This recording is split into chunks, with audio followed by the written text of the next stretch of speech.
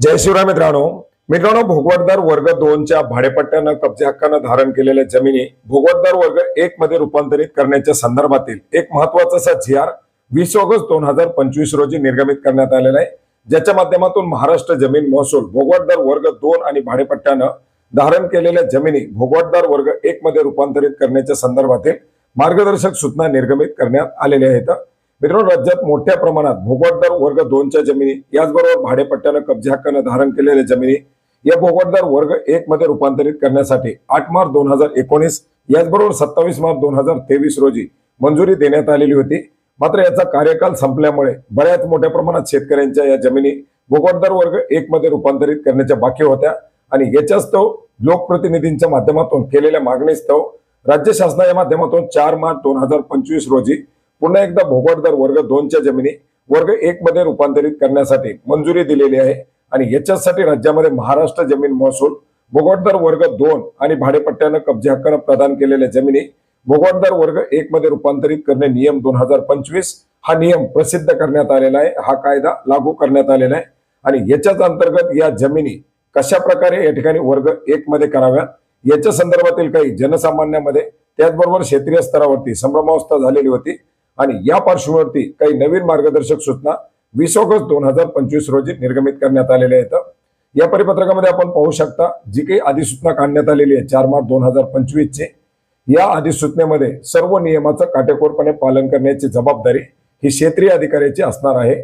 महाराष्ट्र जमीन महसूल भोगवटदार वर्ग 2 च्या या जमिनी 1 मध्ये रूपांतरित करण्यासाठी आलेल्या नवीन कायद्याच्या अंतर्गत विहित करण्यात आलेल्या मुदतीत अथवा मुदतीनंतर दाखल करण्यात आलेले व प्रलंबित असलेले सर्व अर्ज या ठिकाणी विचारात घेतले जाणार आहेत। शासन स्तरावरती अथवा संबंधित सक्षम प्राधिकारी यांच्याकडे किंवा शासन मान्यतेने योग्य ते अधिमूल्याची रक्कम भरण्याबाबत कळवल्यानंतर देखील अधिमूल्याची रक्कम न भरल्यामुळे प्रलंबित असलेले अर्ज संबंधित व्यक्ती संस्था यांच्याकडील अधिमूल्याची अंशतः रक्कम सक्षम प्राधिकाऱ्याकडे भरणा केली आहे आणि याबाबतचे अंतिम आदेश पारित झालेले नाहीत असे अर्ज देखील या ठिकाणी घेतले जाणार आहेत। अशा सर्व प्रकरणांना हे जे काही भोगवटदार वर्ग 2 चा जो 2025 चा कायदा आहे हा कायदा आणि या कायद्यामधील तरतुदी लागू राहणार आहेत।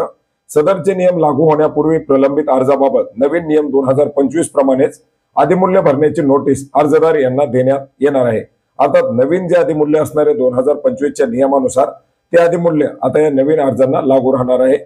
नागरिकांना सार्वजनिक सोयी सुविधा उपलब्ध करून देण्यासाठी याचबरोबर अत्यावश्यक सेवा करता विविध संस्था केंद्र राज्य शासनाचे विभाग महामंडळ व्यक्ती यांना शासनाने प्रदान केलेल्या जागा भूखंड निरंतर त्याच्या प्रयोजनाकरता वापरण्यात येण्याच्या अनुषंगाने अशा कोणत्याही अत्यावश्यक सेवासाठी प्रदान करण्यात आलेल्या शासकीय जमिनीचा या नियमानुसार धारणाधिकार भोगवटदार वर्ग 1 मध्ये करता येणार नाही। अर्थार्थी या ज्या काही जमिनी आहेत हे जे काही भूखंड आहेत ते वर्ग 1 मध्ये रूपांतरित करता येणार नाहीत।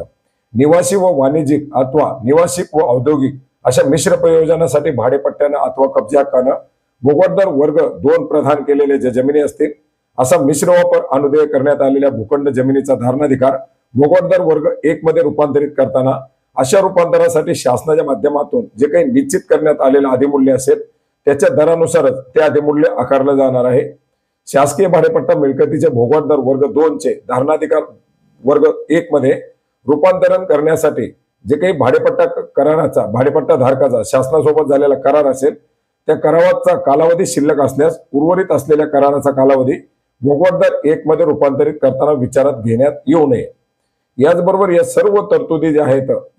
याच्यामधील तरतुदी महाराष्ट्र शेतजमीन जमीन धारणेची कमाल मर्यादा अधिनियम 1961 अंतर्गत प्रदान केलेल्या जमिनींना लागू होत नाही। आता सिलिंगच्या जमिनी याच्या अंतर्गत समाविष्ट करण्यात आलेल्या नाही। मित्रांनो, अशा प्रकारे अनेक सारे महत्त्वाचे असे बदल या जी.आर.च्या माध्यमातून करण्यात आलेले आहेत आणि याच्या अंतर्गत अधिमूल्य आकारणं किंवा कोणत्या क्षेत्रासाठी हा कायदा लागू होऊ शकतो याबाबतच्या मार्गदर्शक सूचना याच्यामध्ये निर्गमित करण्यात आलेल्या आहेत, जेणेकरून याच्या संदर्भातील असलेली संभ्रमावस्था दूर होऊन आता ज्या शेतकऱ्यांच्या भोगवटदार वर्ग 2 च्या जमिनी 1 मध्ये करण्याच्या बाकी आहेत अशा अर्जावरती जिल्हाधिकारी कार्यालयाच्या माध्यमातून या ठिकाणी प्रक्रिया केली जाणार आहे। भोगवटदार वर्ग 1 रूपांतरण करण्यासाठी प्राप्त झालेल्या कोणत्याही परिपूर्ण अर्जावरती जिल्हाधिकारी यांच्या माध्यमातून अर्ज प्राप्त झाल्यापासून जास्तीत जास्त 3 महिन्याच्या आतमध्ये योग्य तो निर्णय द्यावा अशा प्रकारच्या सूचना देखील या जी.आर.च्या माध्यमातून देण्यात आलेल्या आहेत आणि अशा प्रकारचा हा महत्त्वाचा जी.आर. आपण महाराष्ट्र.gov.in या संकेतस्थळावरती पाहू शकता.